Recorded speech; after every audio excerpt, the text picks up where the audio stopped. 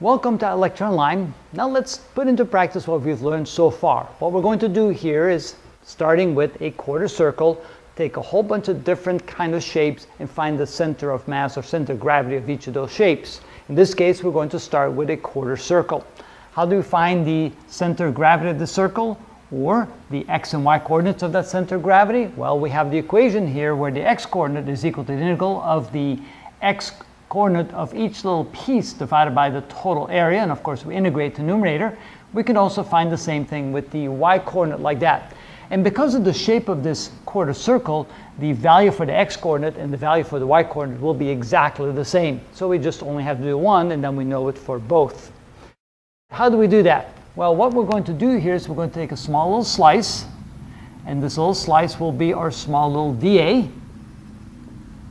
Notice that dA is equal to the height of that slice, which would be equal to y times the width of the slice, which would be a small little dx. So this here is a small little dx, and the height is a small dy. And we can take the x and y coordinates of that little point, so this would be x, and the y coordinate of that little slice. Now it makes more sense to deal with the y coordinate. What we can say is that the y coordinate of that little slice is equal to the full height divided by 2. That will get us right in the halfway point, so that would be y divided by 2. So what I think I'm going to do in this case, since it's when I set it up like that, I'm going to solve for the y coordinate.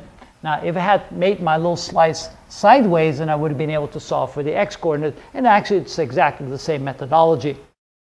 Let's go ahead and do that. We're going to find our y coordinate that is equal to the integral of the y coordinate of that little segment, and the y coordinate of the little segment is equal to y divided by 2 multiplied times my dA. My dA is equal to y times dx, and then we take the whole thing and divide it by the area of a quarter circle. That would be 1/4 times pi r squared. Pi r squared is the area of the full circle. 1/4, that will be the area of a quarter circle. Notice that the radius of the circle is equal to r. Also notice that if this was a complete circle, the center of the circle would be at the origin of my coordinate system. Now notice that this will give me, let's see here, if I put the 4 on top divided by 2, I can say this is equal to 2 times the integral of y squared dx divided by pi r squared. So I took the 1/4 in the denominator, moved the 4 to the numerator, so 4 divided by 2 is equal to 2, and I still have y squared there. But now notice I have a y squared and a dx, and I cannot integrate that because those are different variables.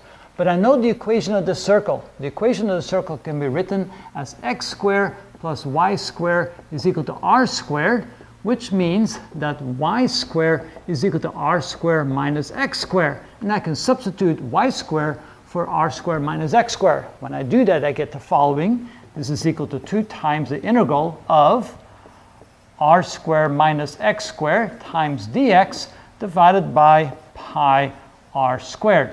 Now I can go ahead and integrate the numerator.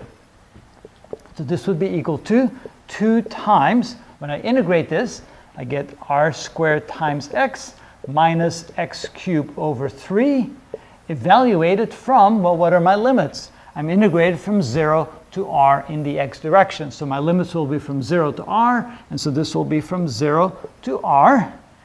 And then I divide that by pi r squared. When I plug in the lower limit, of course I have a 0 minus 0, that gives me 0, so I don't have to worry about the lower limit. But when I plug in the upper limit, I will get 2 times r squared times r, which is r cubed, minus r cubed divided by 3, all divided by pi r squared. Now I have an r cubed minus 1/3 of an r cubed. That's 2/3 of an r cubed. So this is equal to 2 times 2/3 of an r cubed. I have parentheses, no longer brackets, divided by pi r squared. Notice the r squared divides into the r cubed, so this cancels out, and I get rid of 2 of those. 2 times 2 is 4, so this is equal to 4r divided by 3 times pi, and that would be the y coordinate of the center of gravity of this particular object. And because of the perfect symmetry, I know that the y coordinate will be, or the x coordinate will be exactly the same thing. So therefore I can say that in this case, the x coordinate and the y coordinate of the center of gravity is equal to,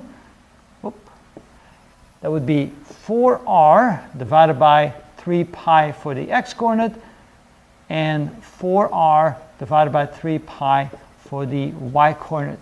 And that's how we utilize those equations to solve for the center of gravity of a quarter circle.